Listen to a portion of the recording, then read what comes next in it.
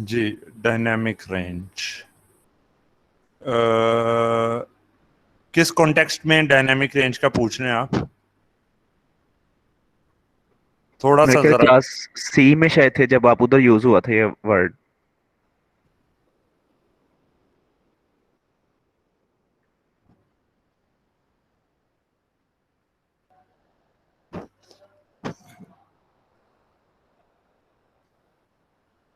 अच्छा जी,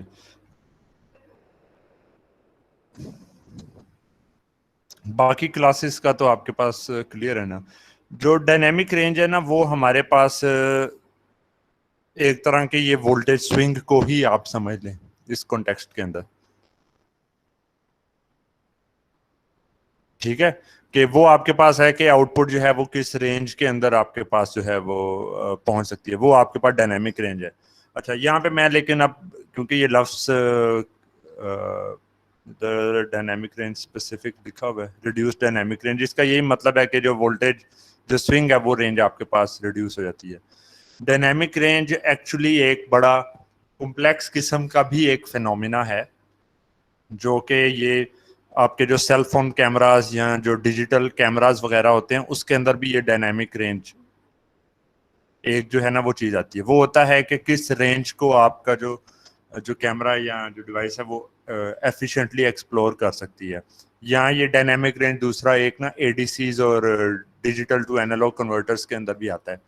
अब dynamic range के अंदर क्या होता है कि आपके पास हमारी जो आंखें हैं ना वो लेट से बहुत कम रोशनी से लेके बहुत ज्यादा रोशनी तक देख सकती हैं।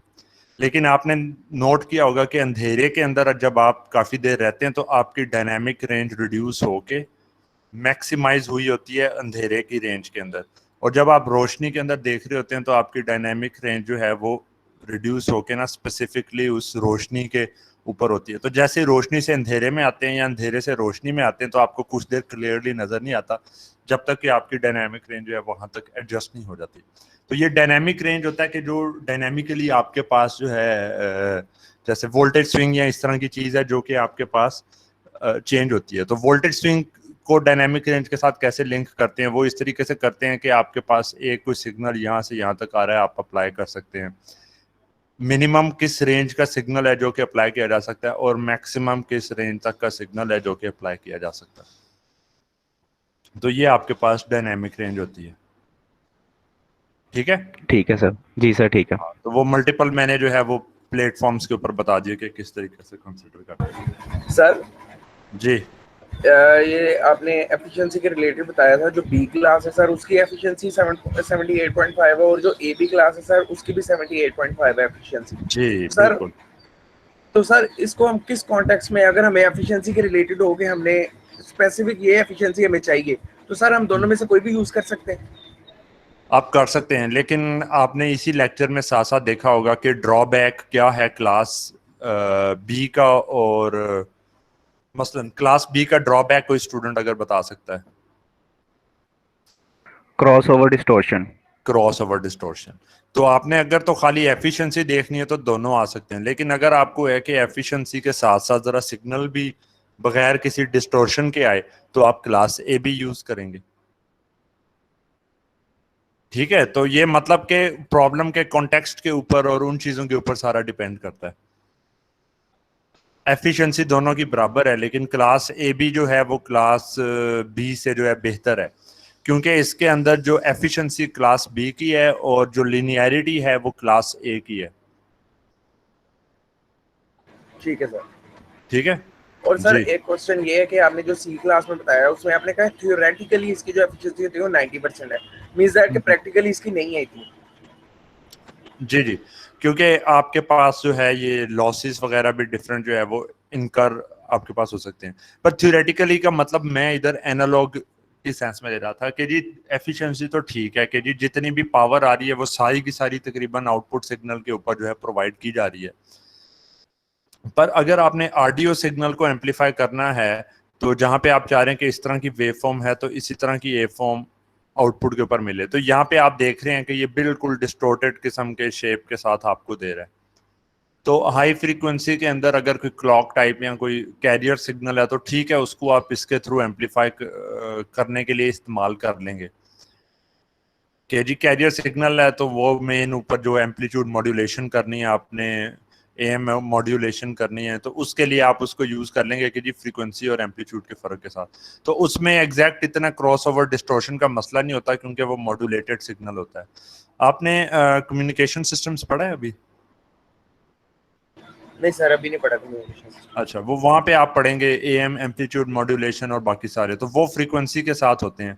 थोड़ा सा मैं उसमें बता दूं आपको, वो क्या होता है कि एक आपके पास अगर कैरियर वेव है ना, तो जो कैरियर वेव है ना वो बहुत हाई फ्रीक्वेंसी की होगी, ठीक है, अब जो भी ये मेरे से बन गया, और जो आपके पास सिग्नल वेव है ना वो आपके पास लो फ्रीक्वेंसी का सिग्नल होगा। इसको इससे मल्टीप्लाई कर देंगे ना, तो जो एंड रिजल्ट आपके पास बनेगा, मैं इस तरह से करके बता दूं, तो वो क्या होगा कि जी वो उसी फ्रीक्वेंसी पे सिग्नल है लेकिन जो है ना उसका एम्पलीट्यूड चेंज हो रहा है।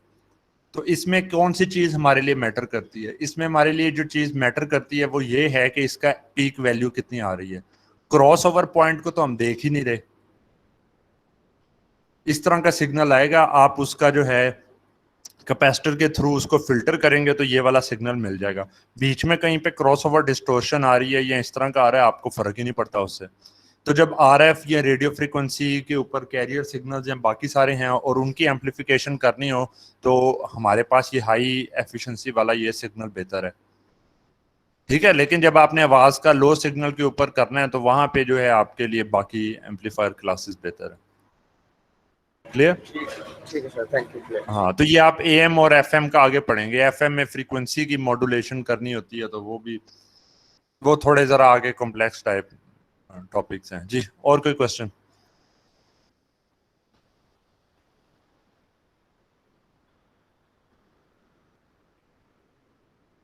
तो ये आपको समझ आ गया है ना कि एक ओपैम्प जो इतने कॉम्प्लेक्स किस्म के जो है चीज़ों से बना होता है, ठीक है, तो उसको कैसे जो है आप यूटिलाइज जो है मतलब के कर लेते हैं। अब आपके लिए जब आपको उसके पैरामीटर्स बता दिए जाएंगे तो आपने बस ये 4-5 पिन्ने जो हैं यही देखनी है और इसके इंटरनल बिहेवियर के हिसाब से आपने शुरू कर देना है। तो अभी आपको एक आइडियल ओपैम्प का बताया जा रहा है, इसके बाद जाके जो है ना जिसके ये प्रॉपर्टीज हैं, तो आगे जाके जो है इसको फिर हम देखेंगे केस बाय केस के कैसे कॉन्फ़िगरेशन इसकी बनती हैं, कैसे इस्तेमाल किया जाता है।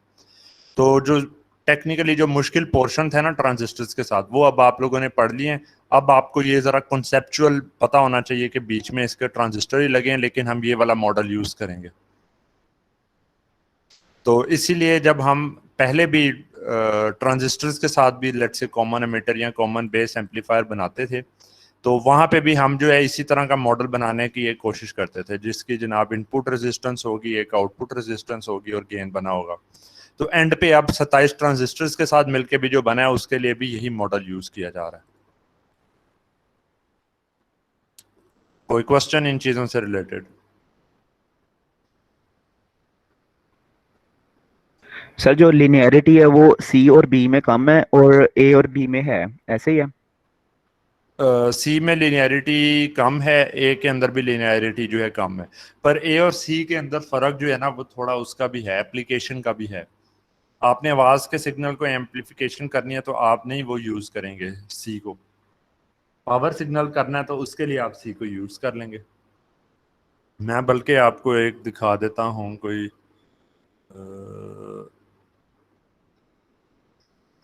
यहाँ पर से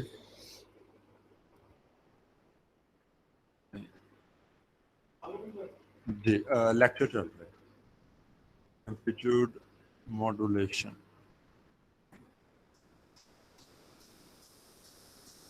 ठीक है, तो ये आपके पास फॉर एग्जांपल है, ये एग्जांपल है एम्पलीट्यूड मॉड्यूलेशन की। अब ये देख रहे हैं ना कि इधर भी थोड़ी सी इन्होंने क्रॉसओवर डिस्टॉर्शन शो की हुई है, पर उससे आपको कोई फर्क नहीं पड़ता। आपने ये सिग्नल था, इसके साथ एक तरह का मैथमेटिकली स्पीकिंग मल्टीप्लाई आपने किया तो इस तरह का एनवेलप आ गया। ये जो होता नहीं पाकिस्तान रेडियो और जो बाकी एएम के आपके पास आ रहे होते हैं वो ऐसे आते हैं, तो उसके अंदर क्रॉस ओवर डिस्टॉर्शन कोई मैटर नहीं करती। लेकिन ये चीज़ इंपॉर्टेंट है कि आपने अब लेट से AM के केस में अब वो पाकिस्तान रेडियो का टावर लगा हुआ है, ठीक है, उसने पूरे पाकिस्तान के अंदर तमाम जगहों के ऊपर जो है उसका सिग्नल आ रहा है, तो वहां पे अगर उनकी जो सर्किटरी है वो पावर ही आधी खा जाएगी तो वो एफिशिएंसी तो बहुत मैटर करती है, ठीक है, बहुत ज़्यादा पावर के साथ वो उन्होंने एम्पलीफाई करना होता है। तो वहां पे फिर ये जो है इम्पोर्टेंट है कि एफिशिएंट किस्म के सिग्नल्स आपके पावर एम्पलीफायर हों, तो उधर दूसरे यूज होते हैं। और ये हमारे पास है नहीं, ये कोई क्लियर कट आ जाए आपको, फ्रीक्वेंसी मॉड्यूलेशन का भी मैं बताना चाह रहा था। अच्छा, वो फ्रीक्वेंसी लिख देते हैं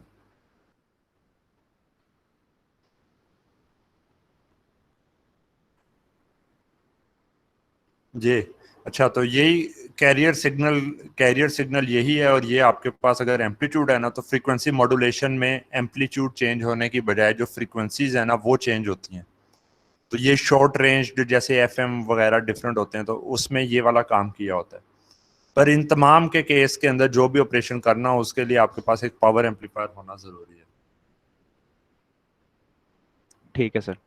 ठीक है, वो कम्युनिकेशंस की फील्ड में ये सारा आ रहा है। ये जहाँ पे सिग्नल की पीक होगी उधर फ्रीक्वेंसी सबसे तकरीबन हाईएस्ट फ्रीक्वेंसी चल रही होगी, उसके बाद लोएस्ट के ऊपर जो है वो लो आ रही होगी।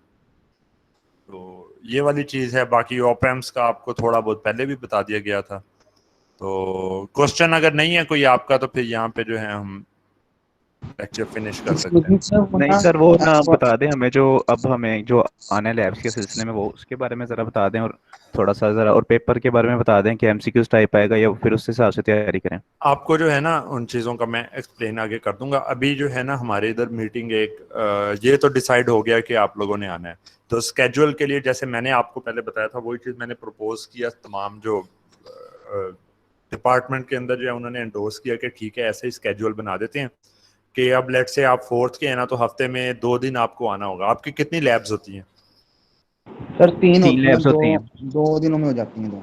हाँ, तो 2 दिन के अंदर 2 दिन आप आएंगे, 3 आपकी लैब्स होंगी, ठीक है। तो वहां से जो है ये काम मतलब कि आपका उस तरीके से हो जाएगा।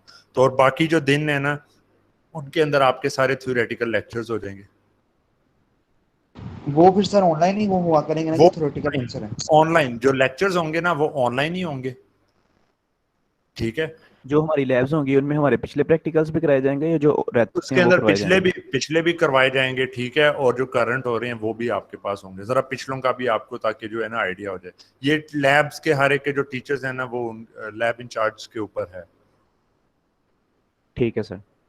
ठीक है। पर मैक्सिमाइज करना है कि कितना जो है ना फायदा हो सके। तो ये स्केड्यूल अभी जो है टाइम टेबल इंचार्ज और जो है लैब का जो स्टाफ है वो कर रहे हैं, उनके साथ मैंने कोऑर्डिनेट करना है। तो ये आज ही आपको इंशाल्लाह मिल जाएगा, जी सर, ठीक हो गया। ठीक है। तो और कोई बाकी चीज़ों का जो है ना वो आपको जो है अभी वो कंफर्म आपको आगे कर दिया जाएगा बाकी चीज़ों का, ठीक है। और कोई ओके सर, क्वेश्चन ठीक है। No sir. किसी और स्टूडेंट का?